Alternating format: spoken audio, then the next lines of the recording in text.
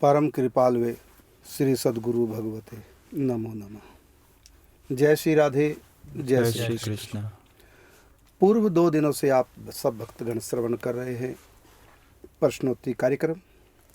आपके प्रश्न होते हैं, दास की तरफ से प्रभु प्रेरणा से उत्तर दिया जा रहा है और मुझको विश्वास है कि आप इन उत्तरों से संतुष्ट होंगे। फिर भी यदि किसी प्रश्न के उत्तर से आप संतुष्ट नहीं हुए हैं तो आप दोबारा फिर प्रश्न कर सकते हैं। हम ये नहीं कहेंगे कि ये प्रश्न दोबारा क्यों आया। तो लेते हैं आज के प्रश्न। इससे पहले कल की पहली थी, जाके सिर पर पैर हों ऐसा विहग बताए, को खग अंडा देत नहीं अरु शिशु दूध पीवाए। लगभग सभी भक्तों के उत्तर सही हैं, लेकिन सबको आधा आधा नंबर मिलेगा, क्योंकि इसमें 2 प्रश्न किए थे। पहला प्रश्न था, जाके सिर पर पैर हों ऐसा विहग बताओ। विहग का अर्थ पक्षी, ऐसा पक्षी बताओ जिसके सिर पर पैर हो। इसका उत्तर किसी ने नहीं दिया और इसका उत्तर है हर पक्षी के सिर पर और पैर होते हैं। आपने सोचा सिर पर पैर, सिर के ऊपर पैर नहीं, पर का अर्थ पंख होता है।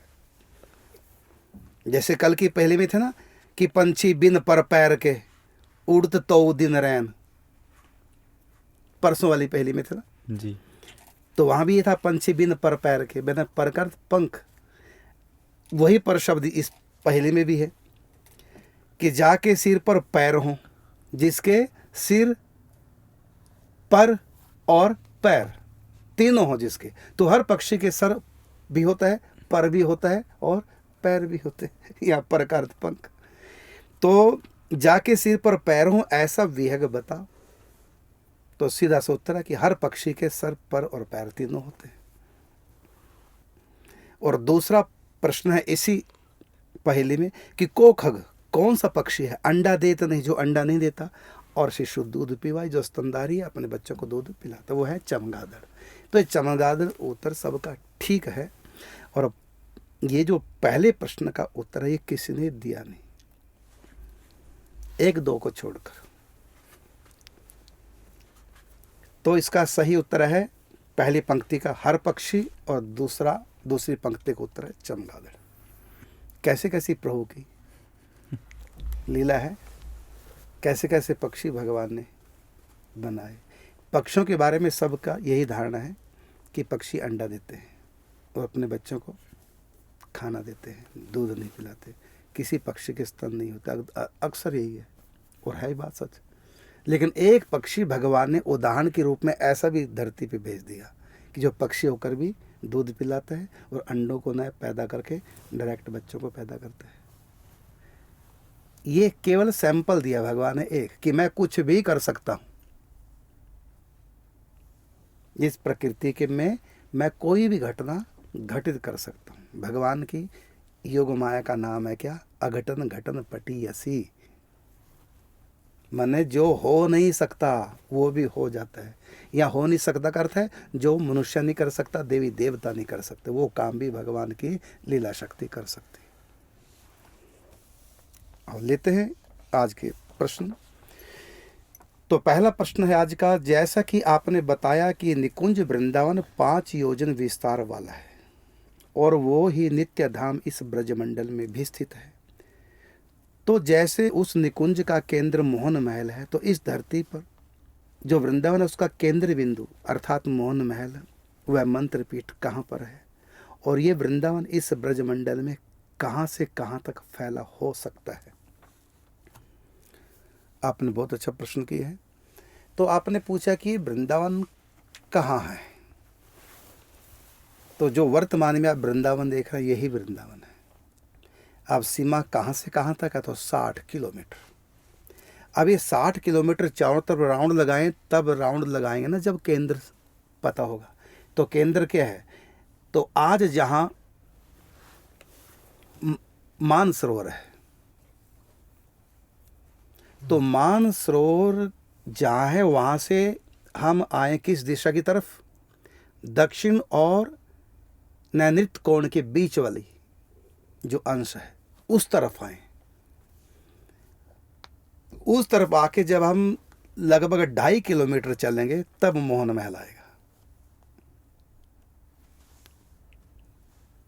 फिर सुनेंगे सेंटर कहाँ वृंदावन का, मोहन महल कहाँ।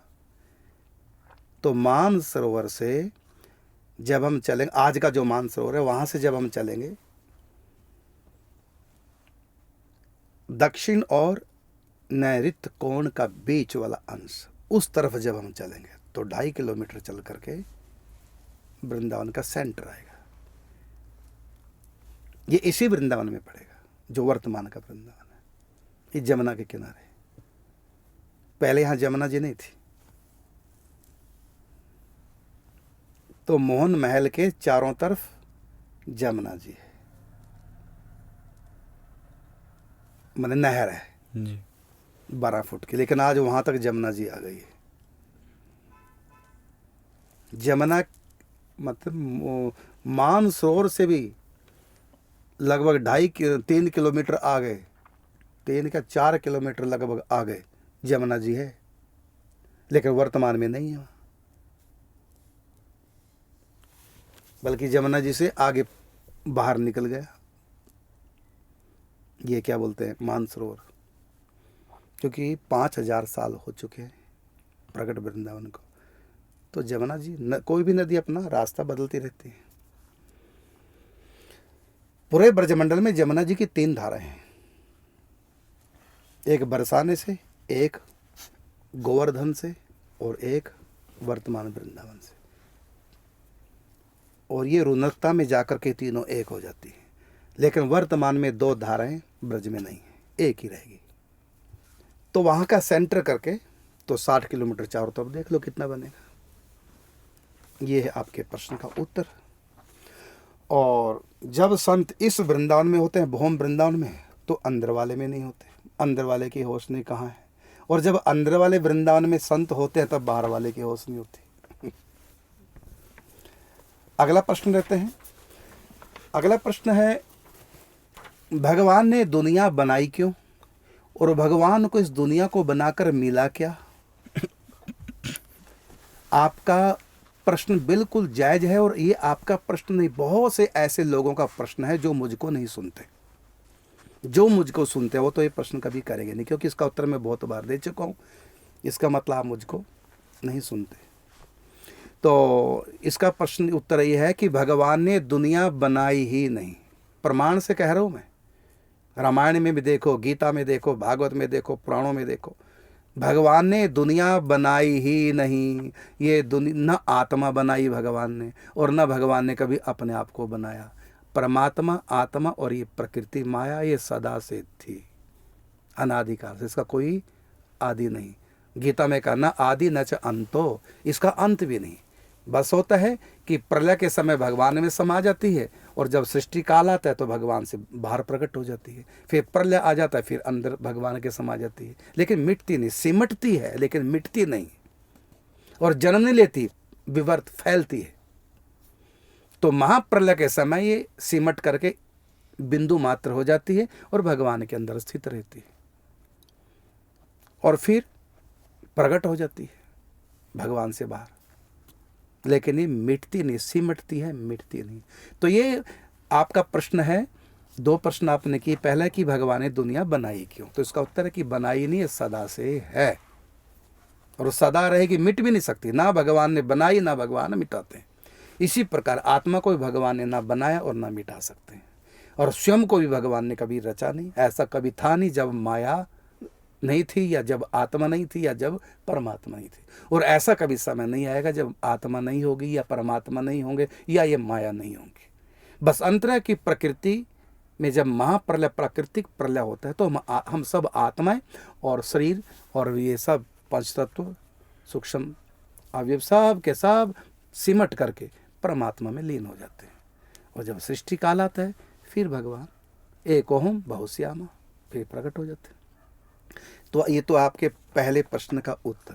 और दूसरा उत्तर है कि भगवान को इस दुनिया को बनाकर मिला ही क्या है। तो पहले उत्तर में ही आपका दूसरा उत्तर भी आ गया। कि जब भगवान ने बनाई नहीं तो मिलने का क्या मतलब। अब इसका भाव क्या है आपका? आपका भाव ये भी हो सकता है कि आप बहुत दुखी होंगे तो आपको क्रोध आ रहा होगा भगवान पे, क्यों ये मुसीबत बना दी भगवान ने, क्यों हमको दुनिया में भेज दिया। तो भगवान ने दुनिया में कभी भेजा नहीं है। भगवान के यहाँ कोई ज़मीन की या सुखों की कमी नहीं थी जो हमको माया में भेजेंगे। और जब भगवान भेज देते हैं तो काहे का भगवान और काहे का फिरो, तो क्या करेंगे उस धाम में जाकर जहाँ से भगवान निकाल दें। तो काहे के भगवान दयालु, अगर अपने धाम से हमको जन्म मरण के लिए दुखों के लिए माया में भेज दिया, तो काहे कि परमात्मा दयालु कृपालु है। हमें नहीं ऐसा भगवान चाहिए जो अपने घर से निकाल दे। फिर माया में और परमात्मा में अंतर क्या रहा? तो इसका उत्तर है कि भगवान ने कभी हमको अपने घर से निकाला नहीं है। हम अनादिकाल से माया में ही हैं, कभी धाम से आए नहीं। हाँ, कुछ आत्माएं धाम से अवतार लेके आती हैं और अपना काम करके वापस लौट जाती हैं। जैसे जेल में तो अपराधी रहेंगे ना, लेकिन सरकारी कर्मचारी भी जेल में आते हैं, काम करके फिर वापस घर लौट जाते हैं। उनको जेल में नहीं कहेंगे, वो जेल में आते हैं, लेकिन वो जेल की सज़ा में है, ये नहीं कहा जा सकता। इसी प्रकार दिव्य आत्माएं समय समय पर सृष्टि में आती रहती हैं। उनका आना जन्म नहीं माना जाता, उनका आना अवतरण माना जाता है। वो अवतार लेके आती हैं भगवान के विशेष कार्य से, वो अपना कार्य करती हैं और वापस लौट जाती हैं। हाँ, इतना जरूर होता है कि भगवान की कभी कोई माया आती है इस धरती, माया में आती है कोई आत्मा इस धरती पे भगवान के धाम से, तो उस समय भगवान की स्वजन मोहिनी माया उनको भुला के रखती है कि तुम धाम से आए हो कुछ काम करने के लिए। वो अनजान बने रहते हैं जब तक भगवान चाहते हैं। वो कामी, क्रोधी, लोभी, ईर्ष्यालु, डाकू, चोर, बदमाश ये भी हो सकते हैं वो भगवान के धाम से। फिर सत्संग प्राप्त करके दुनिया को शिक्षा मिलती है कि देखो इतना बड़ा बदमाश था, सत्संग प्राप्त करके भजन किया, उद्धार हो गया। यही सिखाने के लिए भगवान अपनी आत्मा को भेज देंगे, उसको कामी, क्रोधी, लोभी बना देंगे, पापी बना देंगे। फिर वो सत्संग करेगा, सत्संग से सुधरेगा, सुधर के भगवान के दर्शन करके भगवान के धाम में चला गया। और लोग क्या कहेंगे, देखो इतना बड़ा पापी भी जब तर सकता है सत्संग से, भजन से, तो हम भी तो तर सकते हैं। फिर तो उनको एक शिक्षा मिलती है। तो ये बात कई बार महापुरुषों को पता भी होती है कि वो धाम से आए हैं, और कई बार ये भी हो सकता है कि भगवान पता नहीं चलने देते। ये भुलाती कौन है उनको? तो ये जो माया जिसमें सारा संसार भूला है, ये माया तो उनका कुछ बिगाड़ नहीं सकती। वो है निज जन मोहिनी माया, जो थोड़ी देर के लिए मन भगवान की इच्छा शक्ति, पर्दा रखते हैं भगवान उसके ऊपर कि तू मेरे धाम से मैंने किसी विशेष कार्य के लिए भेजा है, ये उसको बताते नहीं। जैसे रुक्मिणी बाई जी आई थी निकुंज से इस धरती पर, नहीं उसको पता था कि मैं निकुंज से आई हूँ, और बाद में पता चल गया। तो तीनों तरह की बातें, कई बार पता नहीं चलता, कई बार अंत में पता चलता, कई बार बीच में पता चलता, और कई बार पता ही नहीं चलता। आप लोग यहाँ मेरे सामने बैठे, क्या पता आप लोगों में कोई आया हुआ अवतार लेके आपको स्वयं नहीं पता, क्या पता चलता है। इसलिए हर व्यक्ति यही सोचे कि मैं भगवान के धाम से आया हूँ, अब भगवान ने मुझको जो भी बनाया मैं अपने कर्तव्यों का पालन करूंगा अपने प्रभु को रिझाने के लिए। मैं वहीं से आया हूं और वहीं मुझको जाना है, ऐसा माने हर व्यक्ति। क्या पता ये बात सच भी हो सकती है, क्या पता चलता है। भगवान की निज जन मोहिनी माया छिपा के रखती है साधक को। इसलिए पूज्य भाई जी ने एक बार कहा था कि कई बार संतों से उनका संतत्व ही छिपा रह जाता है, उनको स्वयं नहीं पता होता वो कितने बड़े महापुरुष होते हैं। तो भगवान ने कभी माया बनाई नहीं। रही बात आप दुखी होकर कह रहे हैं कि क्यों बनाई माया, क्यों भेज दिया माया में, आप दुखी होकर कह रहे हैं, इसका उत्तर ये भी है कि ये जो सृष्टि है परमात्मा की, ये दुखदायी नहीं है, ये हमारे कर्मों के कारण से दुखदायी बनती है। जैसे पुलिस किसी के लिए दुखदायी नहीं होती, लेकिन यदि कोई गलत काम करेगा उसके लिए दुखदायी है। तो ये संसार परमात्मा का किसी के लिए दुखदायी नहीं, लेकिन जीव है ऐसे कर्म करता है तो उसके लिए उसको दुख उठाना पड़ता है। ये ना प्रकृति का दोष है, क्योंकि प्रकृति कोई राक्षसी नहीं है, ये कोई दुष्टा नहीं है। ये तो जीव को कर्म के लिए स्वतंत्र कर दिया, अपनी स्वतंत्रता का जो दुरुपयोग करते हुए बुरे कर्म करता है तो प्रकृति में उसको कष्ट मिलते हैं। तो ये कष्ट जो होते हैं ना तो प्रकृति देती है ना परमात्मा देते हैं, ये कष्ट व्यक्ति अपने कर्मों के अनुसार प्राप्त करता है। इसलिए जीव का स्वयं का दोष है यदि वो दुख पा रहा है। इसलिए को ना काहू सुख दुख कर दाता, निज कृत कर्म भोग सब भ्राता। ना किसी को परमात्मा दुख देते हैं, ना किसी को प्रकृति दुख देती है, ना किसी को माया दुख देती है, ना किसी को कोई और दुख देता है। कौन दुख देता है?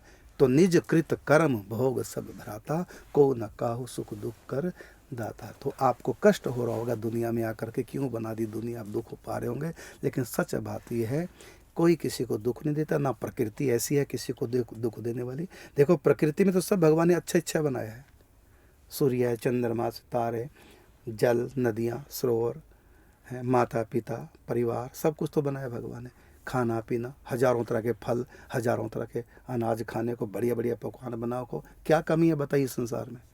जो तुमको चाहिए वो है कि नहीं संसार में? सब कुछ तो है, फिर दुख क्यों पा रहे? कहा कि मेरे राम की नगरिया में काई घाटो, लेकिन कर्म अनुसार मिलेरी बांटो। कर्मों के अनुसार सुख दुख का बंटवारा है। तो परमात्मा या प्रकृति या कोई अन्य किसी को सुख दुख नहीं देता, व्यक्ति अपने कर्मों का फल पाता है। अनेक जन्मों के कृत कर्म उसको समय से पर सुख दुख के रूप में भोगने पड़ते हैं। इसलिए आप निराश न हो, प्रभु का विधान है, सृष्टि उसकी है।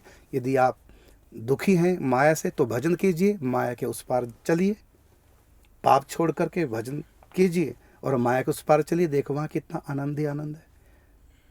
तो प्रभु प्यारे से जिसका संबंध है उसको हरदम आनंद ही आनंद है। अगला प्रश्न लेते हैं। इस गृहस्थी को जितना दिखाते हैं देखा तो है, शुद्ध लिखा करो भाई, उसे किन किन नियमों का पालन करना आवश्यक करना चाहिए? मैंने कई लोगों से सुना है कि गृहस्थ के लिए कर्म ही पूजा है, अर्थात नियम या पूजा पाठ नहीं करना चाहिए। क्या यह सही है? तो मैं आपसे पूछता हूँ, आपको कैसे लगता है? आपको सही लग रहा है? गृहस्थ का धर्म, कुत्ता भी गृहस्थ का धर्म पालन करता है, कुतिया भी, वो भी पति पत्नी प्रेम करते हैं, उनके भी बच्चे होते हैं, वो भी अपने बच्चों को दूध पिला के बड़ा कर देती है। 84 लाख योनि में सब गृहस्थी हैं, नहीं जी। तो उनका, और आप अपना कर्म करें। सब कुत्ता भौं भौं का काम करता है, भौंकता है और गृहस्थी पालन करता है। कुतिया बच्चे पैदा करके उनको पाल पोस के बड़ा भी कर देती है।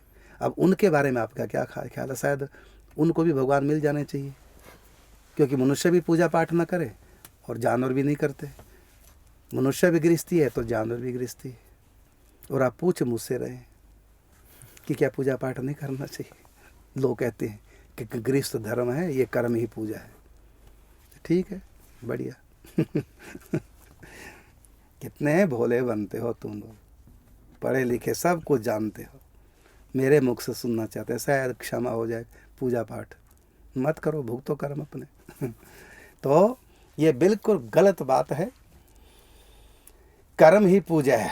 कौन सा कर्म पूजा है? जो भगवान के लिए किया जाए, जो आत्म उद्धार के लिए किया जाए, वो कर्म पूजा है। किसी गला काटो, आप चोर कहेगा, डाकू कहेगा मेरा काम है चुराना और कत्ल करना, डाके डालना, ये मेरा कर्म है, उसके बारे में आप क्या कहेंगे?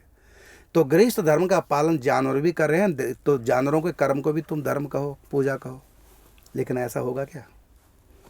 ये तो बिल्कुल अल्लड़ पड़ने का प्रश्न है। ऐसे बेहुदे प्रश्न मत क्या करोगे। अगला है, अजपा जाप क्या है और कैसे होता है? अजपा जाप का अर्थ है जिसमें हमको प्रयास न करना पड़े जप का। ये हमारी श्वासों के द्वारा भीतर अपने आप ही हो रहा है। हमारे भीतर परावाणी स्वयं भगवत रूप है, तो अपने आप ही जप हो रहा है भीतर। तो ज्ञान मार्ग का अजप अजाप अलग है और भक्ति मार्ग का अजप अजाप अलग होता है। ज्ञान मार्ग का जप अजाप ये है कि जब श्वास खींचें तो सो ये ध्वनि श्वासों की आ रही है। भावना करें कि श्वासों की ध्वनि में क्या उच्चारण हो रहा है? सो। और जब श्वास छोड़ा तो हम, ये हो गया सो हम। बस ये श्वासों से आ जा रहा है नाम, और हम, ये भगवत स्वरूप है, स्वर ही ईश्वर है, स्वर ही ईश्वर है, इसको स्वर बोलते हैं। और इसे में हम इस नाम की भावना करें, ये हो गया अजाप अजाप। चल तो रहा है लेकिन हम उसमें भाव नहीं कर पाते। जब हम वो भाव भी साथ जोड़ देते हैं तब वो अजाप अजाप फलदायी है। यदि हम अपना भाव नहीं जोड़ पाए, ऐसे तो हर के श्वास में आ रहा है लेकिन उद्धार किसी का थोड़ी होगा, क्योंकि भाव तो जोड़ा नहीं। तो ये भाव भी साथ में जोड़ना पड़ता है, ये अजाप अजाप है। और भक्तों का अजाप अजाप क्या है? भक्तों का अजाप अजाप है कि उनका इतना अभ्यास हो चुका है नाम जपते जपते, अब अपने आप ही हो रहा है, अपने आप ही हो रहा है। और जब अपने आप ही भजन होता है तो रोम रोम से भजन, यहाँ तक कि पंखा चल रहा है तो पंखे में आवाज़ आ रही है, जो नाम जप करे उसी की आवाज़ सुनाई देने लग जाएगी। मच्छर भीन बिना रहा है उसमें भी वही आवाज़, कोई मशीन चल रही है उसकी आवाज़ में भी उसको वही आवाज़ सुनाई देगी। बंसी बजाने वाले मेरी भी सुनते जाना, जो दर्द दे चले हो उसकी दवा बताना। जाता हूँ जिधर मैं सुनाई देती बांसुरी बंसी, दीवारों से सुनाई देता वही तराना, बंसी बजाने वाले मेरी भी सुनते जाना। ये है अजप अजाप, अर्थात इतना अधिक भजन किया, अब वो अपने आप ही भजन हो रहा है, करना नहीं पड़ा। तो दोनों, चाहे भक्तों का अजाप अजाप है भक्ति मार्ग का, चाहे वो ज्ञान मार्ग का अजाप अजाप है, दोनों में करना नहीं पड़ता। इधर अभ्यास के कारण से, उधर विवेक के कारण से। उधर सहज हो रहा है, इधर भी सहज हो रहा है, बस वहाँ भाव करना पड़ता है। यहाँ भाव करने की आवश्यकता नहीं, यहाँ तो अधिक भजन करने के कारण से, पापों का क्षय होने से अब भजन सहज ही होने लगा है। तो ये दो प्रकार का जप अजाप, ज्ञान मार्ग का और भक्ति मार्ग। अब आपने जैसे बताया ज्ञान मार्ग में सोहम इस प्रकार से श्वासोश्वास जप होता है, तो कई ऐसे मत परंपरा है जहाँ पे सोहम न हो के सोहंग होता है, तो इसका भी कोई अर्थ होता है? हाँ, य रा ला वा सा, ये अंत में जो चार हैं जी, तो यहाँ वो हंग बन जाता है। यदि शब्द के अंत में अंग की बिंदी तो माँ बन जाता है, आधा माँ। जैसे कृष्णम वंदे जगत गुरु, कृष्णम हो गया माँ, आधा माँ हलंत वाला, ये उच्चारण, ये हो गया सोहम। तो या रा वा सा हा, ये जो अक्षर है तो यहाँ हम हंग भी बोल सकते हैं, दोनों ही ठीक है। समझे ना बात को? जी। तो यदि हमने हंग बोल दिया तो बीज मंत्र हो गया। और दूसरी बात है, एक नियम है कि जब भी किसी शब्द के अंत में ऊपर बिंदी हो, उसका अर्थ क्या होता है? तो उस बिंदी के बाद, अंतिम अक्षर के बाद जो दूसरा अक्षर है, अक्षर के ऊपर बिंदी के बाद जो अक्षर है, देखो कौन सा अक्षर हो, वो कवर्ग में का खा गा गा अंगा, या चवर्ग चा छा जा जा, या टवर्ग टा ठा डा डाना, या तवर्ग ता था दा दाना, या पवर्ग पा फा बा भामा, यहाँ तक। अब देखो कि कौन सा वर्ग है पीछे, समझ गए ना? जैसे ठंडा, तो ठा के ऊपर बिंदी है। अब कई जगह देखोगे ऊपर बिंदी ना होकर क्या बन गया, वो ठा आधा ना और डा, ठंडा हो गया ना। तो अना क्यों बना? और ऐसी चा के ऊपर बिंदी चम्मच, तो वो माँ बन गया, ठीक है ना जी। तो वो चा के ऊपर बिंदी वो माँ कहलाएगी, क्यों? और ठा के ऊपर बिंदी वो अना कहलाएगी। और अगर तंग है, तंग, तो उसको हम तंग कैसे करें? ऊपर बिंदी को हम बिंदी ना देकर आधा ना कर देंगे ना, अंगा, तंग अंगा हो जाएगा, उसका अर्थ अंगा निकलेगा। तो ये बदल क्यों जाता है? इसका अर्थ है कि बिंदी के बाद देखो कौन सा अक्षर है, तवर्ग है, कवर्ग है, चवर्ग है, कौन सा है? तो जो वर्ग का होगा, जिस वर्ग का अक्षर बिंदी के बाद है, बस उस वर्ग में लास्ट वाला अक्षर जो होगा वो उस बिंदी का अर्थ निकलेगा। जैसे गंगा, गा के ऊपर बिंदी, अब बाद में शब्द क्या है? गा, गा है। तो देखो गा कहाँ है? तो कवर्ग का अक्षर है गा, का खा गा गा, तो लास्ट में क्या? अंगा, तो यहाँ बिंदी का अर्थ अंगा निकलेगा, हो गया गंगा। जैसे सोहंग, अंगा, समझ गया? तो ये क्यों अंगा क्यों लगा दिया? क्योंकि या रा ला वा सा और हा, ये अक्षर यदि है लास्ट में तो अंगा बन जाएगा। कैसे अंगा बनेगा? यदि हम केवल एक बार बोलेंगे सोहम, तो शुद्ध शब्द क्या होगा? सोहम। लेकिन हम बार बार बोल रहे हैं सोहम के बाद हमने फिर दोबारा सोहम कह दिया, तो सो लगा दिया, तो हंग के ऊपर बिंदी के बाद सा शब्द लगाया ना, तो क्या बनेगा वो? तो कवर्ग हो चाहे या राला वासा हा हो, तो ये सारे सब के सब अंगा बन जाएंगे। समझ गए बात को? जी। जी कह रहे हो कि सचमुच में समझ गए? नहीं नहीं, सच में सच्ची समझ समझ आए। गई। हाँ, तो कवर्ग पीछे आ जाए, अंक की बिंदी के पीछे कवर्ग का कोई अक्षर आ जाए, का खा गा गया, या अंतिम वाले या रा ला वा सा हा, ये आ जाए उसके बाद तो बन जाएगा वो हंग। यदि केवल एक ही बार बोला मैंने हम, तो सोहम, तो सोहंग नहीं बनेगा, वो बनेगा सोहम। यदि हम सोहम को बार बार बोलेंगे तो हंग की बिंदी के बाद, हा की बिंदी के बाद कौन सा अक्षर आया दोबारा? सा। सोहम सोहम सोहम सोहम करे ना, जी। फिर यदि बार बार बोलेंगे तो सोहंग सोहंग सोहंग बोलना पड़ेगा, जी। क्योंकि अंक की बिंदी के बाद सा आ गया, तो उसका अर्थ अंगा बन जाएगा। कौन सा अंगा? गंगा वाले का खा गा गंगा वाला, ये इसका अर्थ है। इसलिए शुद्ध शब्द सोहम, आधमा हलंत शुद्ध शब्द है सोहम। लेकिन सोहंग इसलिए बोला जा रहा है कि उसके बाद फिर हमने दोबारा से सोहम बोल दिया, तो वो सो लगने के कारण से उसको हंग, उसका उच्चारण हो गया। ये इसका सही अर्थ है। और कोई भी ऐसा शब्द हो तो देखना चाहिए जहां बिंदी ऊपर आ गई, यदि वो लास्ट अक्षर है शब्द का, तब तो माँ कहलाएगा। यदि उसके तुरंत बाद हमने दूसरा उच्चारण करके जोड़ के बोला, तब वो जो अक्षर हमने अंक की बिंदी के बाद बोला, और देखो कौन से वर्ग का है वो, जिस वर्ग का है तो उसके पिछले वाला, सबसे पिछले वाला जो है वो उसका बिंदी का अर्थ है। तो अक्षर, और मैं शॉर्ट में कहूँ तो बिंदी का अर्थ क्या निकलता है उच्चारण करने में? तो निकलेगा का खा गा वाला लास्ट वाला अंगा, और या इया चा छा वाला, जैसे कुंज, तो कु के ऊपर बिंदी है, चैद बाद जय हो गया, फिर क्या हो गया? कुंज। लेकिन हम उसको क्या करते हैं? इया लिखते हैं, आधा इया, ऊपर की बिंदी की जगह आधा इया क्यों किया? क्योंकि कुंज में क्या है? बिंदी के बाद जा है ना, तो देखो जा कौन से वर्ग का है? जो चा छा जा जा, तो चवर्ग में आ गया जा, और चवर्ग में लास्ट में क्या है? चा छा जा जा इया, इसलिए वो उसका अर्थ इया हो गया। ये आपके प्रश्न का उत्तर है। अब चलते हैं आगे। मेरा श्री कृष्ण के लिए कांता भाव है। यहाँ कांता का अर्थ पति, जैसे मीरा का भाव था। मेरा श्री कृष्ण के प्रति कांता भाव है। जब नाथ कृपा करके कुछ अनुभूति देते हैं तब तक तो सब सहज लगता है, परंतु जब अनुभूति रुक जाती है तब मुझ में आत्मविश्वास की बहुत कमी होने लगती है। ऐसा लगता है कि जैसे मेरा भाव एक तरफा ही है। ऐसे में जो पूर्व में अनुभूति होती है वो भी मन का वहम लगता है। कृपया मार्गदर्शन करें। आपकी जो स्थिति है ये अक्सर भक्तों की स्थिति होती है। तो पहली बात तो आपने ये कहा है कि मेरा श्री कृष्ण के प्रति कांता भाव, बहुत अच्छा, भक्ति के अनुकूल आप चल रहे हैं।